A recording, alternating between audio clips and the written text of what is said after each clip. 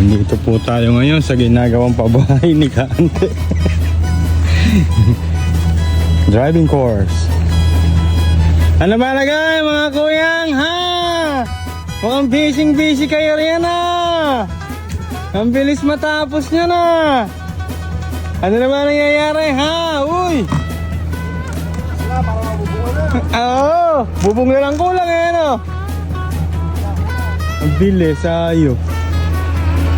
Puta na, ganyan pala kalaki bakal niya sa loob. Kahit pala si Bagyong ano eh, hindi bubungal eh. Boss Monkey! Mag-i-interview tayo ng ano natin dito. Boss Nagnog! Ano ba lagay Boss Nagnog ha? Ano ba lagay ng ating proyekto, Boss Nagnog? Mukhang malaking pabahay to ah. Oo. Lapit na mayari yan. Lapit na mayari na. Ganda. Bilis lang eh oh.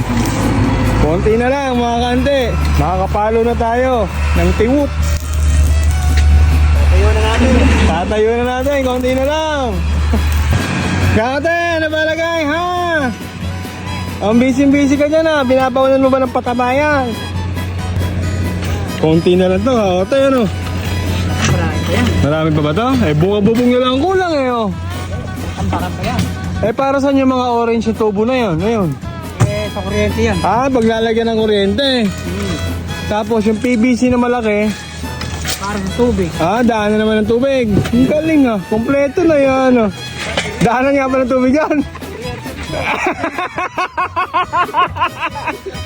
Mukhang mali tayo lang na-interview. Hirap ka ako te. Oo. Ay, nako. Ako pala pumapano eh. Palo. Mali tayo na-interview mga kante. Sabugan plus ang ating na-interview. Sabugan plus.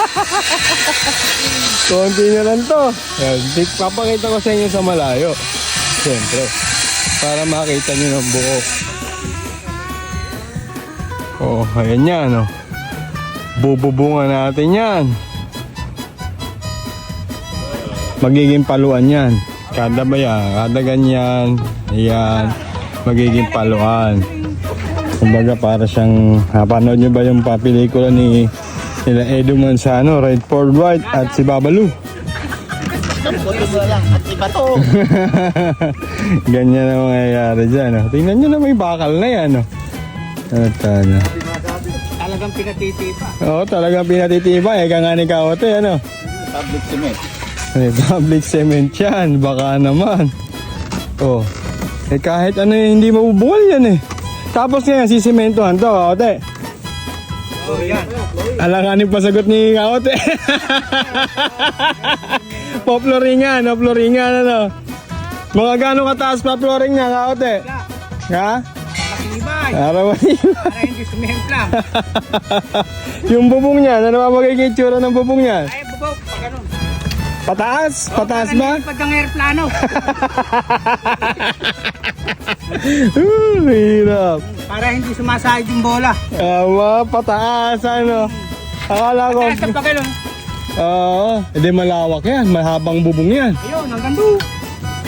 Hindi mo. Ayun na, sa poste niyo. Oo. Bakal na yun. Gano'ng kahabang yero ba ang inalagay dyan?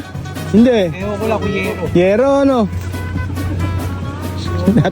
Tinatawa na kakaote na mga Yan mo sila.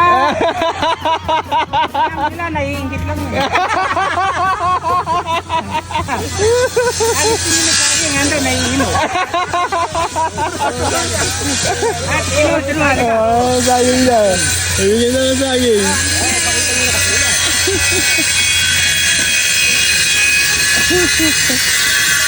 Lahat, busy, oh. Lahat, maraming ginagawa. Kasi nila. kahit sino pwedeng kumuha, wag lang mag-uwi. Oh, may saging ko rin eh. Ayos ah. Pwedeng manguha, kahit sino, wag lang mag-uwi. Ayos bunga naman ganyan. Nahanap ni bossing yan. Oh. Kung bang tuminga na gano, akin na saging riyan. Ay, nako. Konti na lang to, guys. Mayayari na to.